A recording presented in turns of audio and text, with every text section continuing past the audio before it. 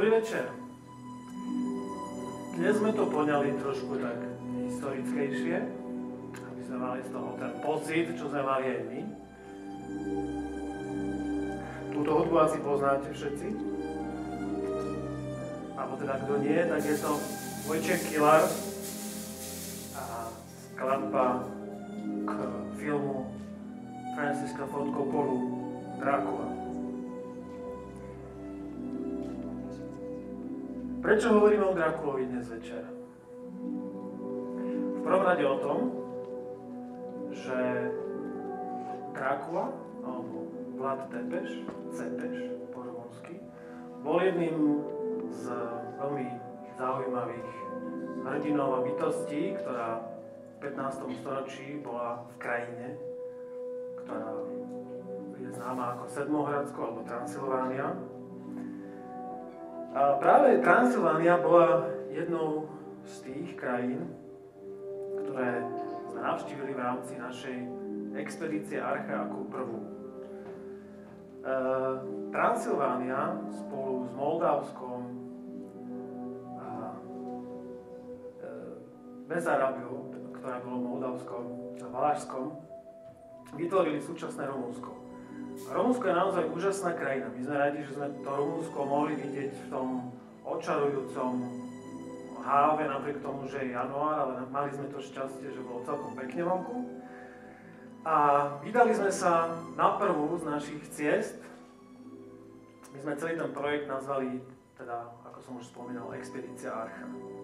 K tomu, o čom bude tá Expedícia Archa, si pustíme potom ešte film, ale skôr, keďže už chcem využiť tú atmosféru aj toho úžasného soundtracku Wojciecha Kilara, tak vám poviem niečo ohľadne teda samotného toho Vlada Tepeša, keď už teda som sa snažil tak aj trošku nejako prispôsobiť kostýmovo.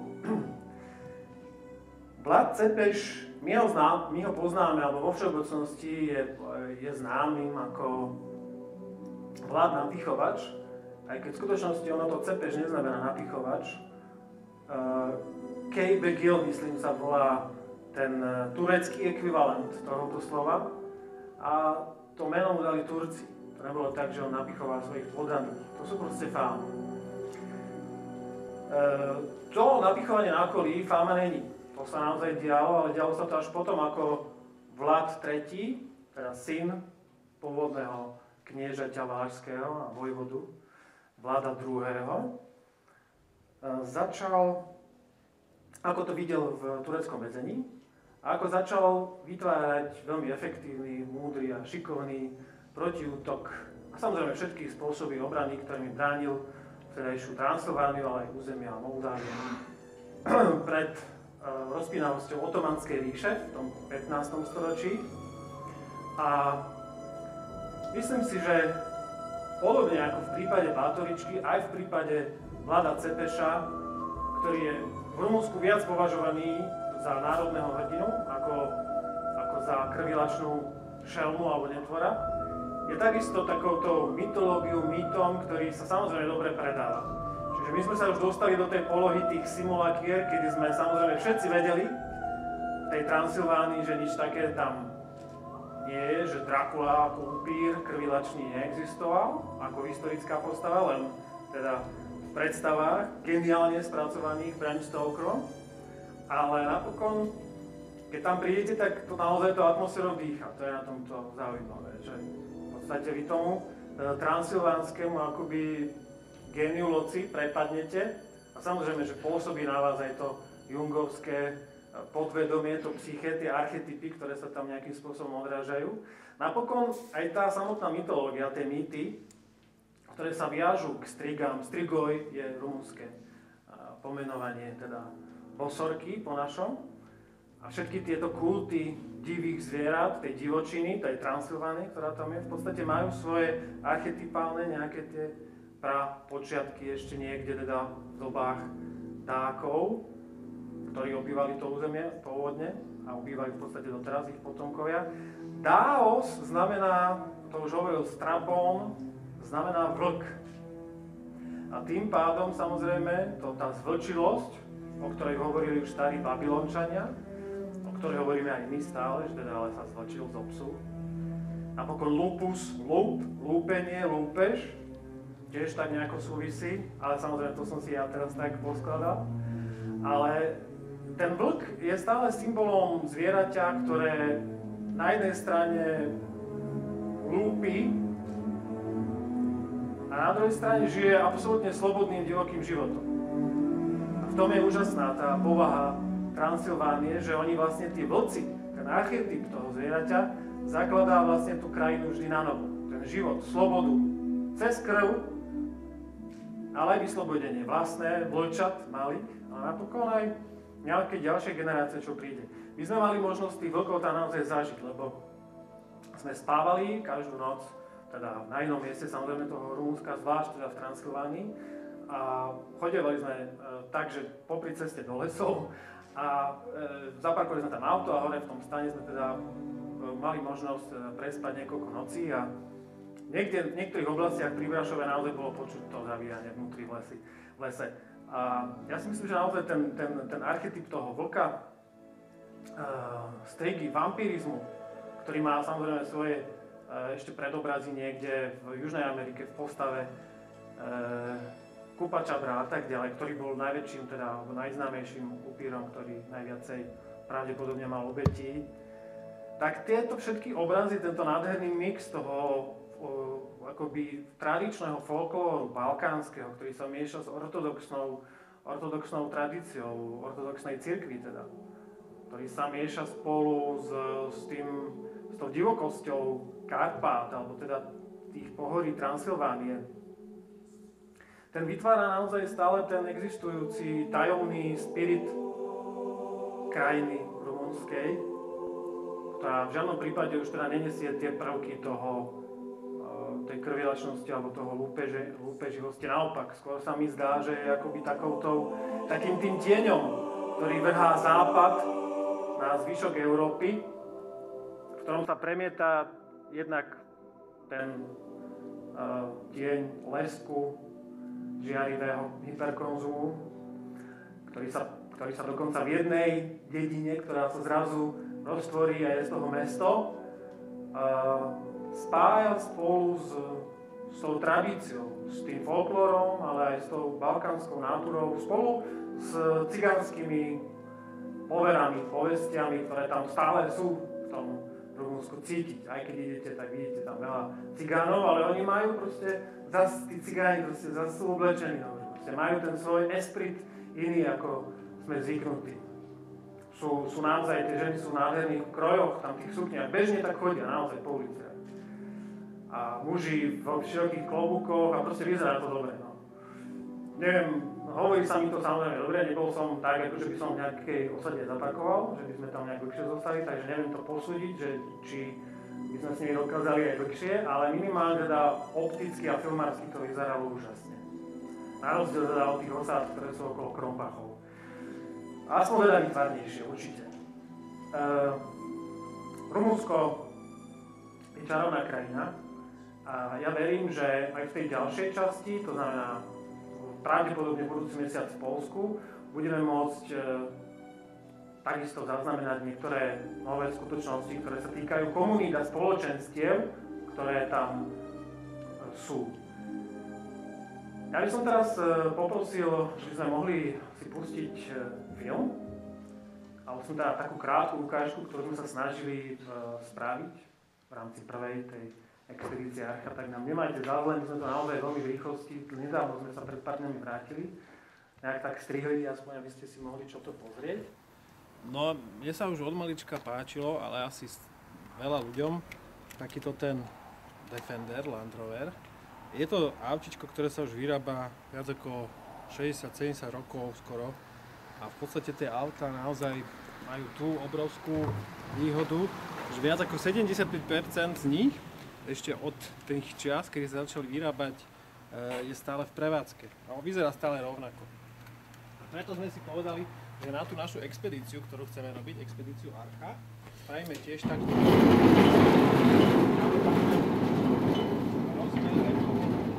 v podstate naozaj, že vozidlo, ktoré ja si to zoberiem aj so sebou, s tým spať, no, ktoré ktoré človek vymyslel, najvšestrannejšie pravdepodobne pracovný voz. Čiže my sme sa teda rozhodli, že to bude v podstate expedičné auto, na rozdiel teda od tých predchádzajúcich jazd, ktoré sme robili, alebo teda našich výprav, ktoré boli kombináciou aj letecky, tak sme si povedali, že pôjdeme do úplne takej toho purizmu až spartianského. To znamená, že budeme sa snažiť bývať v tom aute tak ako Zigmund Hanzelka. To je tiež druhý rozmer, ktorý mne sa strašne páčil ešte v detstve. Dvaja legendárni cestovatelia, kultoví, českí, ktorí prešli naozaj celý svet s famoznými autami Tatra, ktoré boli aj upravené špeciálne na ten účel. A myslím, že tie autá boli naozaj aj na tú dobu veľmi, veľmi dobré a kvalitné. No, máme hore potom stan, kde budeme môcť bývať. Ten stan sa vlastne otvára veľmi jednoducho tým, že tam sa kľúka zdvihne, teraz to nemá zmysel ukazovať. Otvorí sa to, rozloží sa to a v tom môžu spať v pohode dve osoby. Ten stan je dimenzovaný tak, že vlastne tie vlákna dralnové, ktoré tam sú, dokážu odolať teplote od minus 30, uvádza výrobca až do plus 70. Tak my takéto podmienky tam nebudeme mať, keďže ideme do prvej z tých krajín Transylvánie. Ale poď sa pozrieť, sme vybavení potom ešte tak, že máme tu v podstate všetky veci, ktoré potrebujeme, okrem osobných vecí. Tu potom máme vo všetkých týchto kufríkoch, tu sú v zásade nejaká technika, ako kamery, fotoaparáty, nahrávanie zvuku do rádia, kde budeme robiť vlastne tiež. Ja si myslím, že veľmi dobrý tento Tascam, kde nahráva vlastne zvuk, máme tam kamery a tak ďalej. Potom tu máme nejaké veci ako kuchyňu, máme tam aj nejaké čaje, výbavu. Potom sú tu vlastne tieto jedlá od Travelange, ktoré sú naozaj že veľmi dobré.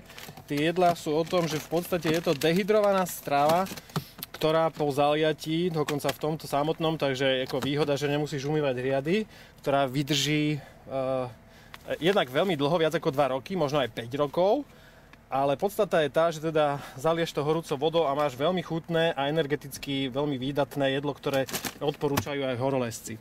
Takže v podstate to vybavenie na tých 10 dní, ktoré ideme teraz robiť v tej Transylvánii rumunskej, je o tom, že sme my aspoň do tejto miery sebestační, že nemusíme vlastne nič, budeme spávať pravdepodobne tam, kde zastaneme, nie asi pri ulici alebo na ceste, ale budeme spávať pravdepodobne niekde v horách. Takže dúfam, že nám dostanú nikto nevleze. A keď tak sa ho potom popýtame na nejaké veci. Verím tomu, že budú zaujímavé odpovede a že to potom budeme môcť natočiť. Máme práve k tomu točeniu, poď sa pozrieť, spravené ešte také veci, ktoré by možno nás tiež zaujímali. Tu máme vlastne kameru GoPro Edition, okrem teda tej, ktorá sníma celú jazdu, ale tá je v zásade taká záložná. Ale máme tu potom kameru GoPro Hero 3 Black Edition, ktorá je vlastne vo svojej triede najvyššia. Naozaj dokáže, myslím si, že veľmi stabilne a v zásade aj veľmi kvalitne zaznamenávať obraz bez toho, aby sa nejako triasla a hýbala. V podstate funguje jednak na diaľkové ovládanie, ktoré je potom tu, alebo tá kamera funguje aj prostredníctvom Wi-Fi na aplikácii, ktorá je potom o tom diaľkovom vlastne. A tak, ako tá kamera vlastne funguje, si môžeme vyskúšať aj v praxi.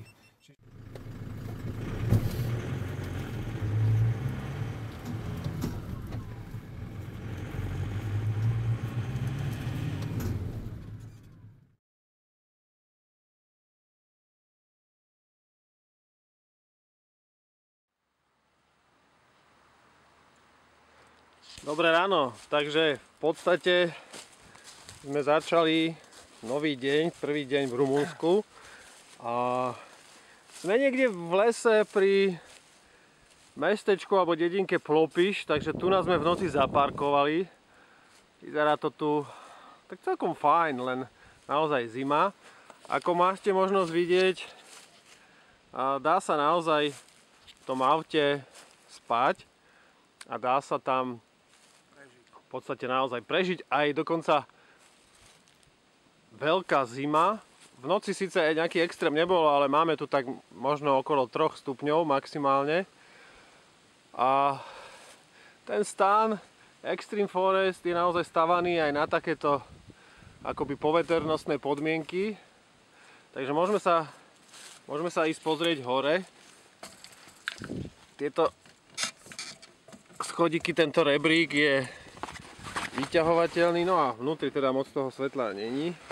Aj keď teda je tu taká vec, že dá sa to dotykom zapnúť. No a v podstate dva vojenské spacáky to istia. Sú tu nejaké úložné priestory. A problém bol trošku ten, že keďže bola tma, v noci sme si zapli iba moskytieri, čo nám teda pravdu povediac v tomto počasí zrovna nebolo treba až tak príliš. Horšie bolo, že potom ráno bolo cítiť, ako fúka vietor. No ale moskytier sme sa zbavili a už to teraz bude asi lepšie. Ivan teraz pripravuje čaj asam a okrem toho sa robí dnes na obed chili con, nie, to je coding cream sauce with rice, no. Takže uvidíme, čo to bude. Je to teda táto, no vyzerá to zaujímavé, ako amaróny, ale horolezci si pochvaľujú, tak uvidíme, ako to... Sušené ryby s mliekom. Uvidíme, ako to... Sušené ryby s mliekom. No, tak znie to divne, ale uvidíme, ako to bude mať napokon chuť. To bol teda kúsok toho, čo sme mali s tým autom možnosť zažiť. Ja som teraz ešte čakal na nejaký ďalší prídavok, ale teraz neviem, z réžie asi dostanem pokyn, že či pôjde alebo nepôjde. 10 dní putujeme krajinou starých dákov, ktorí si svoje meno odvodili zo slova vlk. Prešli sme 3416 km, no z dávnej šelmy lupus a lúpenia už veľa neostalo. Rumunsko je krajina kontrastov, niečo ako tieň západu, ktorý tu na každom kroku bojuje leskom hyperkonzumu s tradíciou ortodoxného kresťanstva a balkánskej kultúry. V severnej časti Transylvánie sme prežili pár dní v slovenskej komunite, ktorá už existuje od roku 1810. Priniesli sme odtiaľ cenné informácie o našich krajanoch žijúcich v ústraní civilizácie, živiacich sa výrobou dreveného uhlia a chovom ošípaných. Transylvánia to sú hory, lesy, pastviny, no predovšetkým tajomná i čarovná atmosféra. Tu vytvára kolorit obrazov pastierov, stád oviec, ale aj horalov a ich príbehov o temných bytostiach hlbokých lesov. Transylvánske mýty zakorenili v dávnych ľudových povestiach, cigánskych poverách a mýtoch o strigách a upíroch. A práve to bolo každou nocou v stane na streche nášho auta hlboko v horách tým, čím je Transylvánia tak príťažlivá. Tou pre nás málo známou, jemne zimomriavkovou a magickou atmosférou. Rumunsko vôbec je záhadná krajina, snáď najzáhadnejšia v celej Európe. Nie náhodou jeho divočinu, tajomné gotické mestá, ale aj legendu o Vladovi Napichovačovi využil Bram Stoker vo svojom slávnom diele Dracula. To, že valašský vojvoda Vlad Cepeš bol v skutočnosti obávaným bojovníkom proti Turkom, sa dozviete až v momente, keď sa povznesiete nad podstatou biznisu so strašidlami. A práve ten je najväčším turistickým lákadlom Transylvánie. Hoci mu zrejme nikto skutočne neverí, vytvára simulakrá skutočnosti, i keď neexistuje. Transylvánia je však skutočná v celej svojej tajomnej nádhere. This is from fruit, Sì, sì, from... Frutto, prugna. Prugna. Sì. Aha. Come tipo...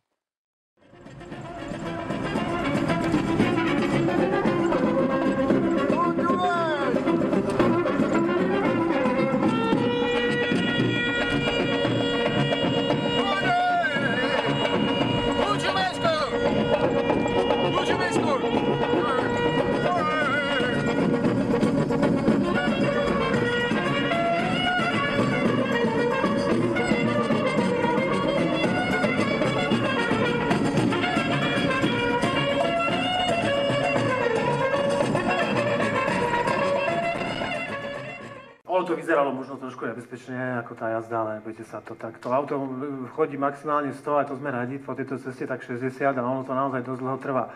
Ja som povedal, aj keď by som to možno nemal, dúfam, že to nie je žiadny zástupca teda firmy Land Rover, tým pádom aj chcem povedať, že nie sme ničím viazaní, ale kto z toho auta presadne do nejakého iného, tak v tom momente začne chápať, že o čom to vlastne celé je. To auto, z ktorého presadne teda z toho Land Rovera do toho nového, tak zrazu normálne brzdí vtedy, keď sa brzdí, zatáča vtedy, keď chcete zatáča. Dokonca má spiatočku, takže musíte ju zaradiť a idete dozadu, kdežto v tom Land Roveri je spiatočka tam, kde je obyčajne jednotka. Ale nevadí, to sme sa všetko naučili, stalo nás to trošku energie, úsilia, sem tam nejaké to zapadnutie, ale to časom všetko zvládneme. Možno by som mal ešte povedať tú dôležitú vec, prečo robíme tú expedíciu Archa. Veľmi v krátkosti. Expedícia Archa je pre nás niečím ako výjazdami a cestovaním za krajinami, ale nie je to klasický cestopis. My sa vždy snažíme nájsť nejaké spoločenstvo. My už máme teraz v tom harmonograme na celý rok, aj na celý budúci rok veľa spoločenstiev. Tu, najmä v Európe, ale budem potom zrejme chodiť aj ďalej. Je tam niečo v Ázii, možno sa nám podarí aj v rámci Afriky.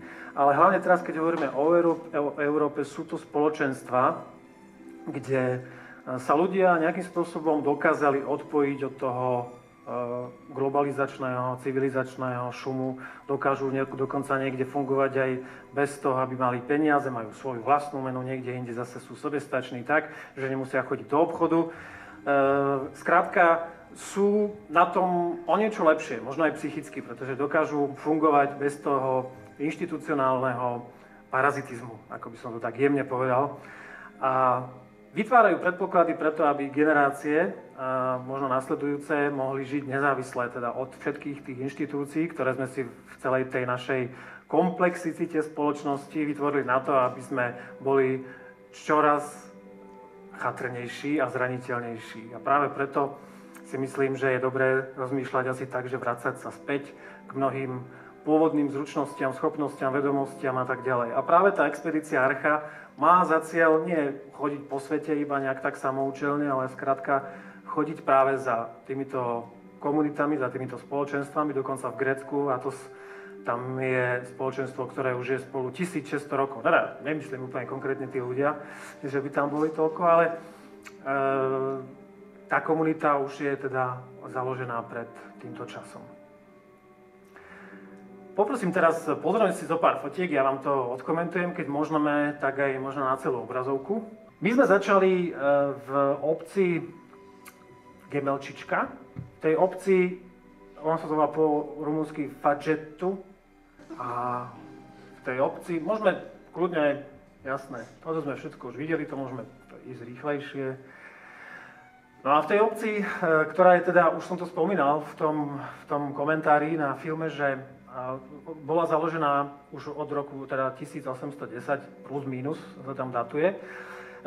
Existujú, toto je miestny farár, pán Michal Rolník, ináč skvelý človek, skvelá duša. On nás tam teda na tie 2-3 noci aj ubytoval. A ja si myslím, že prichýlil nás. Ja si myslím, že vždy v tej dedine, v tom spoločenstve alebo nejakej spoločnosti boli práve farári, učitelia, no a okrem toho, že ste samozrejme išli do krčmy a tam sa dozvedeli najviac. Tak ale teda, keď ste to chceli tak, aby bolo aj rozumieť, čo hovoria, tak ste povedzme s tým učiteľom alebo s nejakým takýmto vzdelanejším človekom sa rozprávali aj povedzme o tej histórii a to samozrejme všetko, čo je predmetom aj tejto rumúnskej časti, nájdete potom aj v tom februárovom čísle. Ale keď teda mám hovoriť ešte konkrétne k pár týmto fotkám, tak predtým ten kríž bol o tom, že v podstate to Rumunsko naozaj má na každom skoro štvorcovom alebo na každom kilometri má nejaký ten kríž. Toto sú priatelia, ale ani nám do toho nezatiaľi nič.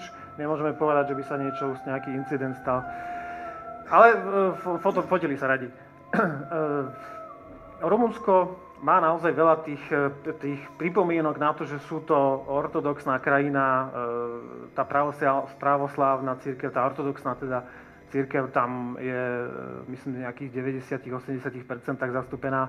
Tá katolícka, rímskokatolícka cirkev, hovorím o tom, pretože sme boli za toho pána farára, tak viem, tá rímskokatolícka cirkev tam má teda také slabšie postavenie, štát ju síce toleruje, ale neprispieva na ňu ani nejakým spôsobom ju teda nerieši. Je to taký vzťah, že ako vieme o vás, ale nejak sa do nás nestarajte, ani my teda do vás sa nebudeme. Toto sú tie pohľady, kde žijú Slováci. Toto je najväčšia vlastne komunita Slovákov, ktorá žije už teda približne 200 rokov. Toto nám nevyšlo, vidíte? Ale aspoň vidno, že to nemáme pripravené nič z toho. Že to je proste naozaj čistá improvizácia. A to prasa bolo rumúnske, čiže ani to nebolo slovenské. Ale toto je Slovák, jeden aj druhý. Teda aspoň ten jeden určite. A toto je pán, ktorý sa napríklad venuje, a veľa z tých rodín sa tam venuje tomu, že oni naozaj nemajú z ničoho iného príjmy, len z toho, že pália uhlie. A teda vyrábajú uhlie. Z dreva, oni to drevo do také pagody dajú, obložia to, dajú tam najprv listie nejaké a slamu, tak aby popri tom, keď hádžu na tú hlinu, aby tá hlina neprepadla dole, čiže potom to zapália, samozrejme, viete si to predstaviť, musí sa tam, naozaj niekedy to horí, aj hovoria, že 4-5 dní a noci, čiže musia byť stále pri tom, aby sa nestala nejaká diera a nezhorilo im to na prach. Rozprávajú čisto slovensky tí ľudia. Toto je teda jedna z tých pagod, čo si pripravujú. Tí ľudia rozprávajú nádherne po slovensky.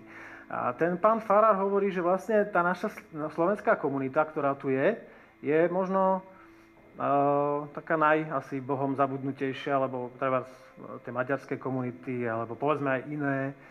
Tam majú také lepšie podmienky. A že sa im, povedzme, aj ten štát viacej venuje, tá domovina, že im, povedzme, nejakým spôsobom vychádza v ústrety, aj im posiela nejaké materiálnu pomoc, aj nejak finančne. A nie je to teda o tom, že spravíme tu každý rok nejakú folklórnu zábavu, alebo teda nejakú udalosť, ale aj prispejú. Ich najväčším problémom je to, že tá cesta do toho fadžetu, do tej gemelčičky je absolútne rozbitá, približne 8-kilometrová. Áno, toto je Ivan, ten tiež raz možno bude takto. To pristane. No, že tá cesta do tej gemelčičky je trošku problém. A vlastne tým, že sa tam tí ľudia zdržujú v podstate naozaj na tých akoby skoro lázoch horách, nemenia sa tam moc a tým pádom to tam trošku tak ako medzi sebou sa stýka. No a je to potom aj trošku vidno. Hej? A na toto upozorňujem, že teda je to jav, ktorý naozaj hovorí o tom, že treba tú cestu spraviť. A to si teraz ako nerobím žarty. Nerobím si žarty, ako neposmievam sa tomu. V podstate to konštatujú oni sami, tak preto to uvádzam, inak by som nebol takýto nepríjemný. Oni hovoria sami naozaj, že tie deti nemajú kam chodiť, chcú sa zoznamiť aj teraz s devčatami a nie je to len o tom, samozrejme, je to aj o tom, že potrebujú vymieňať tovar, potrebujú proste chodiť, potrebujú normálne fungovať. To, že je nejaká komunita na nejakom mieste je fajn, ale proste ona musí mať aj možnosť, nemôže byť proste tak uzavretá, tak obmedzené jej možnosti nejakej proste výmeny skúseností a neviem čoho všetkého možno okrem tovaru. My sme tam okrem teda tých Slovákov, ktorí sa venujú vyslovene len tomu uhliu, lebo naozaj nemajú inú možnosť. To uhlie prídu, prejdú nejakých 6 vreciek, to jedno vrecko, myslím, že na deň majú nejakých za to vrecko okolo 20 lej, no skrátka vychádza to, celá tá denná mzda okolo 8 eur, ak sa nemýlim. Čo je teda ako dosť asi málo. A sú naozaj odkázaní len na to, čo si sami dopestujú a aj na to, že akým spôsobom sa spolu tak nejako vychádzajú. Že naozaj vidno, že tí ľudia sa tam samozrejme všetci poznajú, stretajú sa raz za čas a keď napadne veľa snehu a tie deti sa nemajú ako dostať do školy, tak potom zostávajú, mi to trošku pripomína staré fakt časy, že tie deti potom zostávajú u tých rumunských rodín, akoby na takých privátoch, ale malé deti teraz hovorím, povedzme prváci, druháci aj na škole. Podľa toho, ako napadne ten sneh, keď je veľa, tak aj niekoľko dní až týždňov to býva. Že sa tam nemôžu proste hore dostať a musia dostať u nich, ale teda vyučovanie prebieha v slovenčine. U mnohých je naozaj vidno a cítiť, že ten vzťah k tomu Slovensku a k tej reči slovenskej je naozaj výborný. Som povedal, že väčšinou, keď Slovák odíde do zahraničia, vidno to je taký ten typický príklad, keď napríklad ide do Ameriky, tak už tá generácia, ktorá príde, začína po niekoľkých rokoch vypúšťať tú slovenčinu a už v podstate prechádza úplne na angličtinu, nehovoriac o druhej a tretej a nasledujúcich generáciách, ktoré už majú slovenské len meno, aj to len z časti, ako Warhol. A v tomto prípade to tak není. Tak už 200 rokov je tá slovenčina naozaj čistá teda akcent není úplne slovenský, je slovenský, ale teda východňarský, z Gemeru, ale je tá slovenčina stále proste akoby nespotvorená. Je stále čistá, normálna tá reč, proste ako by sme sa my spolu rozprávali. Videli sme tam rôzne také tie, že trh, tiež nás to pri také tie staré časy evokovalo, málo kedy to vidno, ešte takéto snímky z trhu s koňmi, s prasatami. Tomu predaju prasiat sa venujú tiež teda v tej Gemelčičke. Je druhá časť ľudí a ostatné vlastne v podstate činnosti, za ktoré by mali nejaké peniaze, reálne nevykazujú. Ak, tak potom jedine, že chodia do zahraničia, kde samozrejme ale dostávajú tie najťažšie roboty. Teraz do Rakúska, ale všetci z nich sú pôvodní drevorúbači.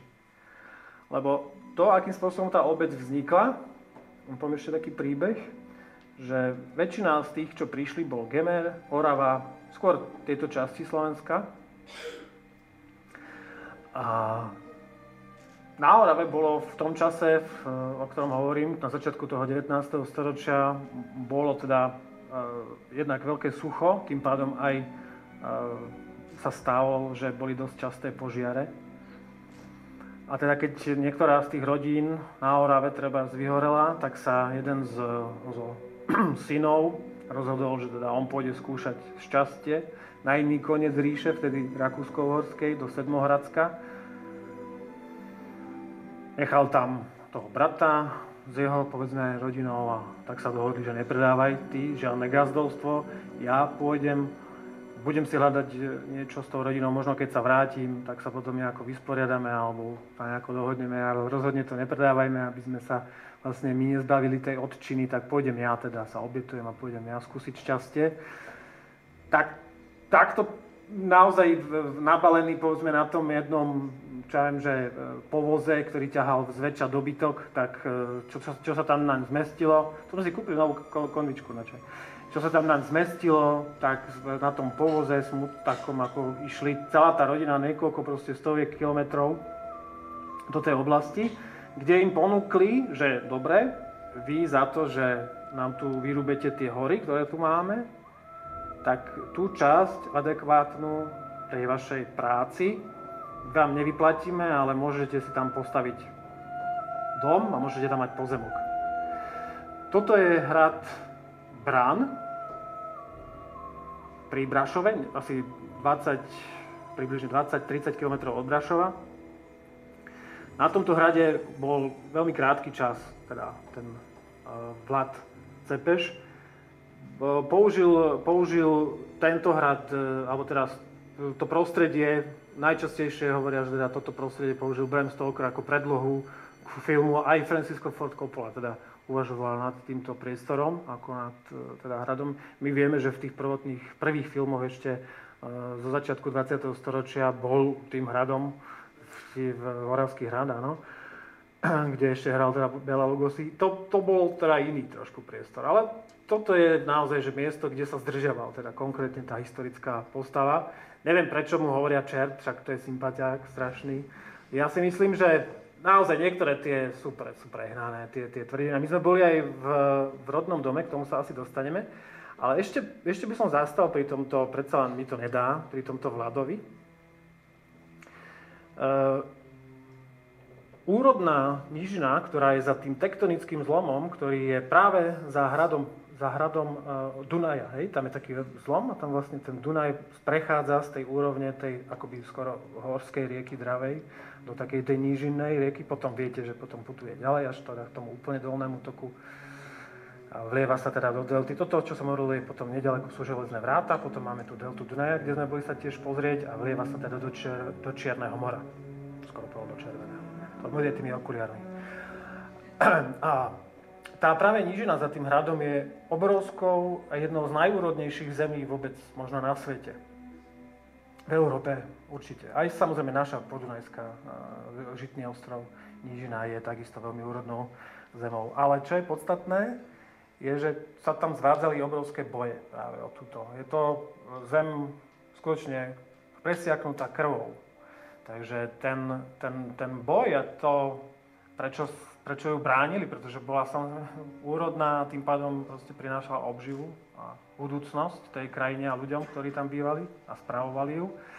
Preto sa tam zvádzali tak urputné boje aj medzi teda Turkami a povedzme Dákmi, ale aj potom Rimanmi a Gótmi a tak ďalej.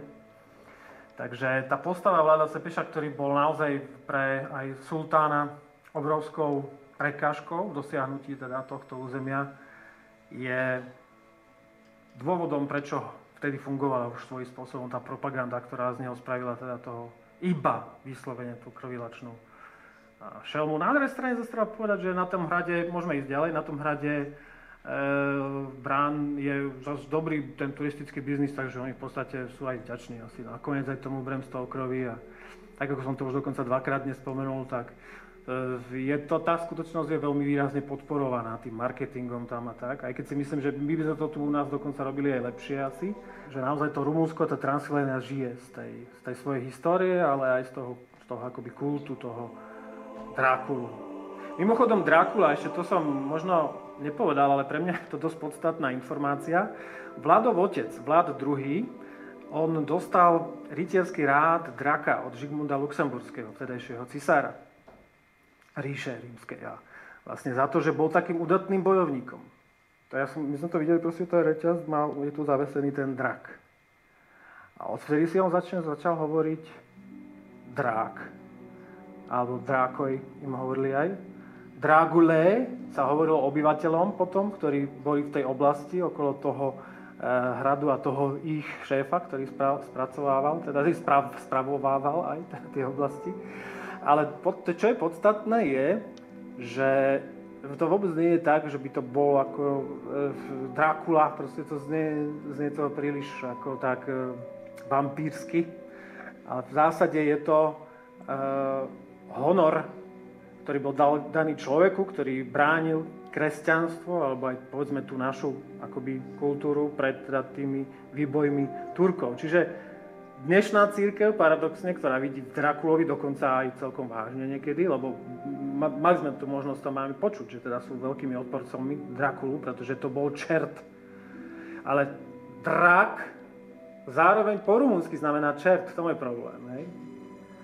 A dráko po latinsky znamená drak. Čiže takáto nešťastná akoby prešmička, ale oni ju potom využívali samozrejme, lebo tá strašidelnosť, hrozivosť v tom období konca gotiky bola priateľná, zvlášť keď teda sa jednalo o to, že chceli vytvoriť hrozivú predstavu o tých svojich súperoch. Alebo teda bojovníkoch, o ktorých som hovoril, že teda naozaj tá zvlčilosť a všetko to. Toto sú také tie transylvánske akoby Alpy pri Brašove. A tento výhľad je naozaj úžasný. Mne sa hrozne ľúbi to, že proste môžeme fakt, že nezachádzame ďaleko od cesty, zase by som myslel, že proste vypúšťame tam desi olej, alebo nebude, že tam ničíme prírodu a tak. Sú to vždy lesné cesty, kde chodia aj traktory, že aby neboli nejaké pochybnosti o tom, že zachádzame niekam, kam sa teda za tom nesmie. Ale zase s tými terénnymi sa tam môže. Napriek tomu nechodíme naozaj po lesoch, je to vždy, ja neviem, že pár metrov v podstate od tej cesty, ale máme možnosť v podstate naozaj, že keď už tak zostať a prenocovať na mieste, kde sa nám otvorí takýto úžasný výhľad, tak si myslím, že to potom stojí za to a že v zásade naozaj žiadne ubytovania, hotely, stravy, kuchyne riešiť nepotrebujeme. Aj keď zase niekedy tie sáčkové sú tiež nie nejaká výhra, ale ako to sa všetko zrovná. Dobre. Toto je Drákulov dom v Šegešvári, kde sa narodil v roku 1430 niekoľko, neviem, 35 myslím, 31. A kde teda aj začal. Ja si myslím, že to môžeme tak rýchlejšie asi, ak môžem poprosiť. Aby sme, tam je ešte potom napokon vidno aj kúsok toho štítu, toho erbu draka. Je to samozrejme teraz už tam aj reštaurácia, ale dá sa ísť donútra, dá sa vidieť aj tú reprodukciu obrazu toho najslavnejšieho, to sme tam aj videli, kde to vlastne, 1431. Tam v Šegišvára je jeden nádherný orloj. Keď by ste niekedy tam išli, tak je to krásne námestie, ktoré je vyhlásené ako svetové kultúrne dedičstvo UNESCO. Je to naozaj úžasné mesto, ktoré dýcha zase tou takou podivnou, tajomnou gotickou atmosférou. Není to Praha. On to trošku pripomína Prahu, to námestičko, tú magickú atmosféru čarovnú, ale tu je taká panenská. Viete, že tam ešte tí Rusi nepredávajú baranice, ani tie poháriky s pražským nejakým panorámou, ale že to tam je naozaj také normálne, akési. Ako sme kedysi Prahu poznali. Tí, čo pred 89. sme do nej chodili. Podobne je to ešte stále so Šegišvárom, takže kto by ich chcel, tak môže sa tam ísť pozrieť a ja to naozaj veľmi odporúčam. Je to najkrajšie rumunské mesto.